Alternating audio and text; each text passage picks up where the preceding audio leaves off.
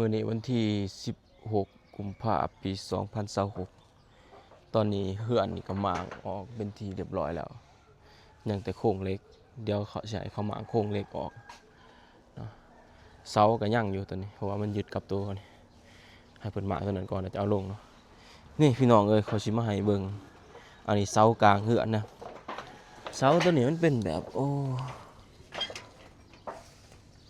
เบิ่งเนาะมันเป็นเสาแบบฝังลงหลุมแต่มันมีดินถ่วมมันมีดินแล้วก็เบิ่งเสามันกินโอ้ยอันนี้ตีนเสาเลยเนี่ยเสียหายเบิดเนาะพูดปวกเป็นหักมีหดตัวปวกอยู่ไหนสิว่าจังไดพี่น้องเอ้ยแปลว่าเฮือนลักษณะเพิ่นนี่มาเบิ่งเนาะสิพามาเบิ่งนี่ตัวนี้เสาก็เอาลงน่ะตัวนี้มีหดตัวปวกนั่นนี่มันเป็นแบบเสาแบบฝังดินลงเสาฝังดินลงเนาะนี่สิมาให้เบิ่งทางข้างเนาะด้านข้างเด้ลักษณะเฮือนเป็นจังซี่ แบบว่าตัวนี้มันเป็นเสาตอหม้อซื่อๆแล้วมันบ่แม่นว่าเสาฝังนะมันบ่แม่นเสาเทเนาะเสาตอหม้อเพิ่นเฮ็ดขึ้นมาฮอดนี้แล้วเพิ่นก็เอาเสานั้นมาตั้งใส่เนาะแล้วก็เอาเหล็กมาจ่องใส่ยึดเฮ็ดคานแบบนี้ก็บ่มีความหมายหยังดอกเนาะมันบ่ยึดอิหยังดอก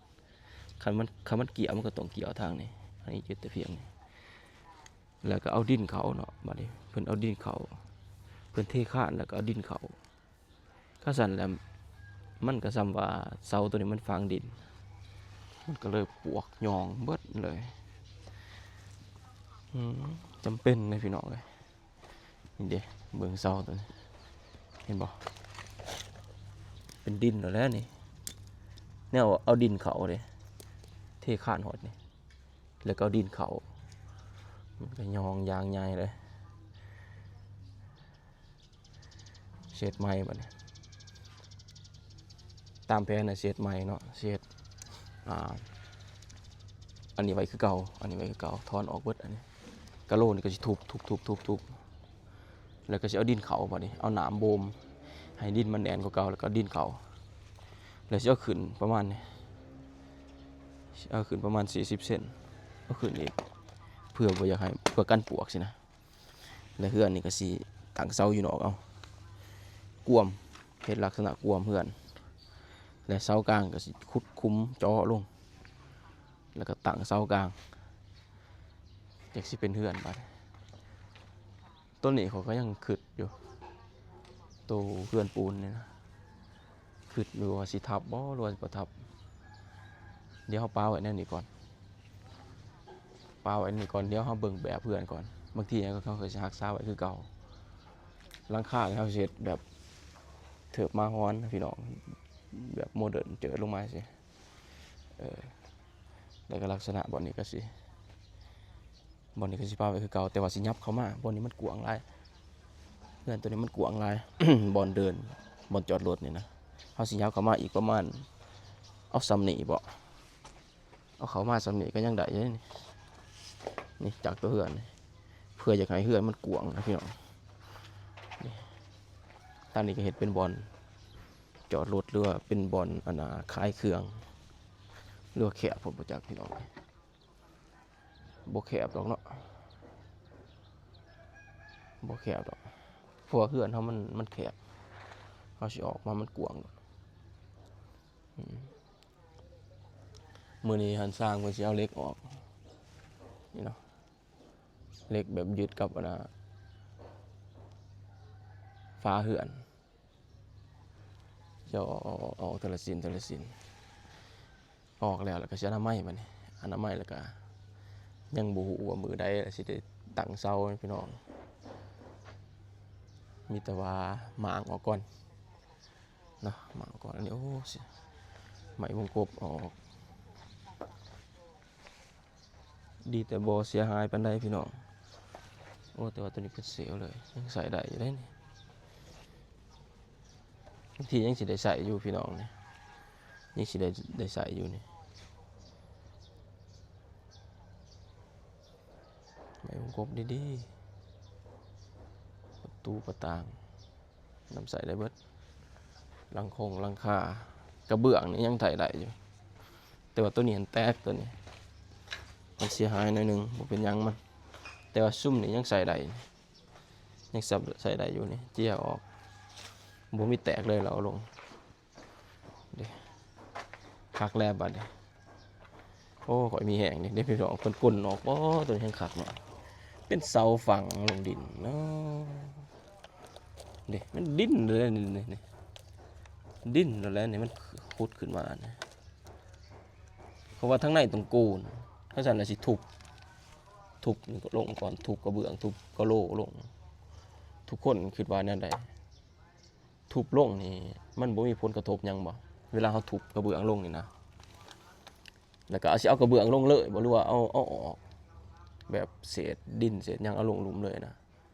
แล้วก็ความเชื่อเฒ่าแก่โบราณเนาะว่ามันบ่เป็นหยังบ่ที่ว่าเฮาเฮ็ดแบบว่าเฮาเฮ็ดเฮือนกวมอันนี้นะกวมฐานเก่านี่นะหรือว่าเป็นความเชื่อแบบใดก็อันนี้บ่ฮู้เด้อพี่น้อง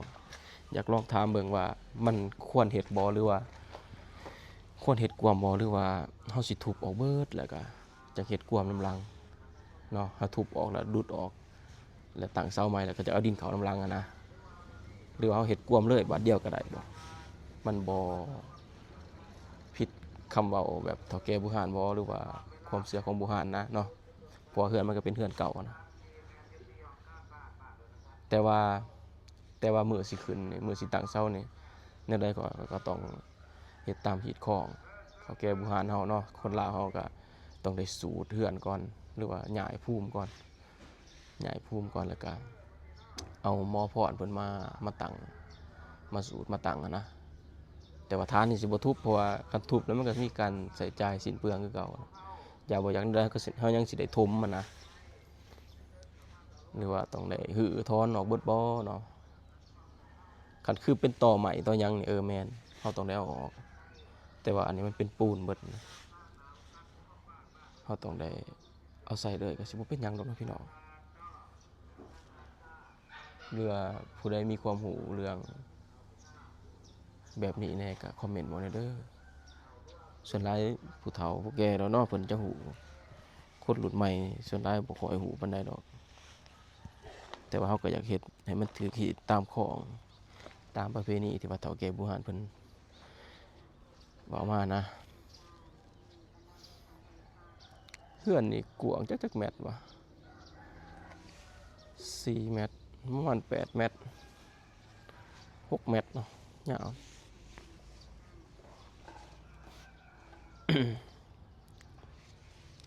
ห้องเสียดซื้อมาสิปึ๊บแล้วเสียดห้องสตูดิโออีกห้องหนึ่งเนาะเสียดอยู่นี่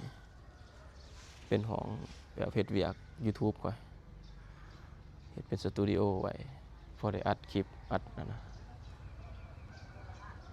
แล้วเบิ่นี้ก็สิให้เมียขายเครื่องพอได้อยู่เฮือนอยู่ศาลบ่ได้ไปทางใดเลยขายเครื่องไว้ทางนี้เขาเจ้าเที่ยวดีเลยเป็นทางลงเหียนเนาะส่วนหลายนักเหียนเขาเจ้าเที่ยวลงไปเวียกไปอันนั้นไปเหียนไปหำก็พอสิได้ขายอยู่อันนี้มันเป็นนะหอพักนักศึกษานะหอพักนักเหียนหอพักนักเหียนเขาเจ้าบ้านไกลแล้วเขาเจ้ามาเหียนมานอนอยู่นี่วันเสาร์เขาเจ้าก็เมื่อบ้านแล้ววันจันทร์วันศุกร์เขาเจ้าอยู่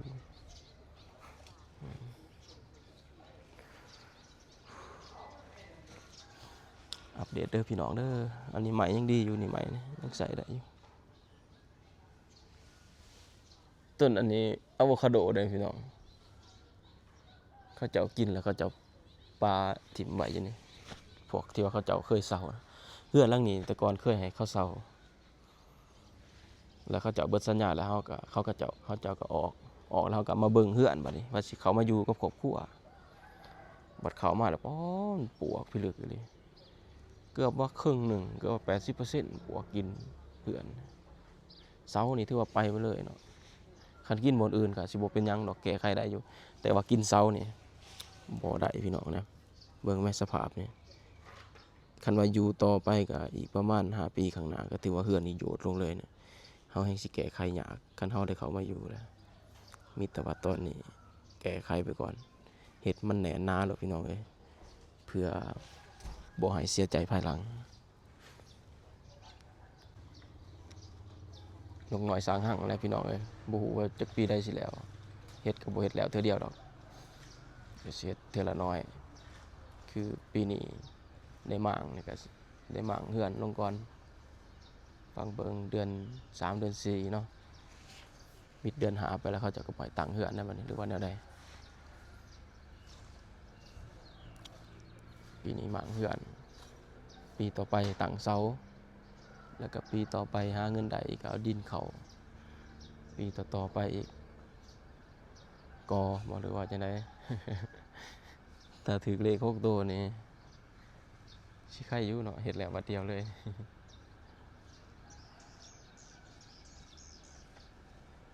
สร้างมื้อนี้สิพักพรมื้อนี้มันเมื่อวานนี้เขาเจ้าก็เฮ็ดเบิดมื้อบ่ได้ไปเบิ่งนำเขา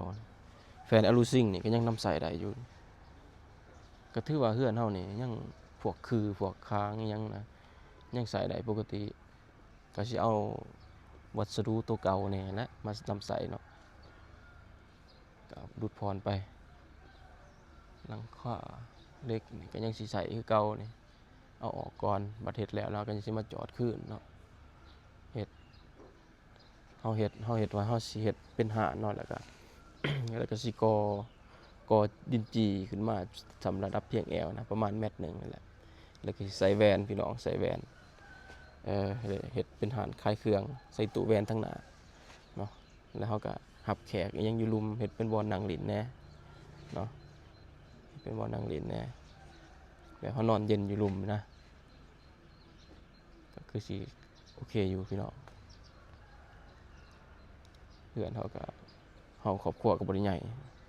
อยู่แต่ลูกกับผู้เดียว3คนเนาะอยู่กันเราออกมาอยู่กันเลยพอแล้วซั่นเฮ็ดใหญ่โตหลายก็บ่มีเงินพี่น้องอันนี้คือบรรยากาศตอนเช้าเมื่อวันที่16กุมภาพันธ์ปี2026พี่น้องมาอัปเดตให้เบิ่ง เอาช่วงนี้ก็อย่าฝ่าเบื่อกันเด้อพี่น้องเอ้ยช่วงนี้บ่ทันได้ออกไปหาเลาะถ่ายคลิปปานใดช่วงนี้ก็ค่าเวียกแน่เนาะจะได้ก็ฝากติดตามคือเก่าเด้อวิทย์ประมาณในมอนี่แหละสิออกเลาะเที่ยวก่อน เลาะถ่ายคลิปถ่ายห้อยผู้ใดอยากคอมเมนต์อยากให้บ่ติงไปถ่ายจุดใดของปักเสก็คอมเมนต์บอกเด้อแล้วก็อย่าลืมเด้อพี่น้องเอ้ยช่วงนี้ก็เฮ็ดFacebook เนาะกำลังสร้างเฟซใหม่เนาะก็อย่าลืมไปติดตามผลงานอยู่Facebook ในเด้อเดียวเขาสิเอาขึ้นหน้าจอและส่วนนี้ก็บ่ได้เฮ็ด YouTube ก็เคลื่อนไหวทางเฟซเพิ่นหลายกว่า เพราะว่าเฟซในเฟซคอนเทนต์เฮาจะถ่ายลงแบบบ้านๆเนาะเกี่ยวกับเมืองเรางามบ่แล้วก็วิถีชีวิตชาวบ้าน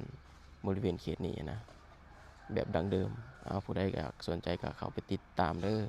เฟซเบาติงภาษาไทยเนาะแล้วก็ภาษาอังกฤษตามหลังเบาติงสาเหตุที่เฮาใส่ภาษาไทยก็ย้อนว่า Facebook เฮานี่ขึ้นกับประเทศไทยเนาะเฮาเลยใส่ภาษาลาวบ่ได้ YouTube เพื่อนเฮาขึ้นกับประเทศไทยเพราะว่าอยู่ลาวเฮาบ่สามารถสร้างรายได้ได้นะก็เลยว่าเฮ็ดเป็นภาษาไทยพี่น้อง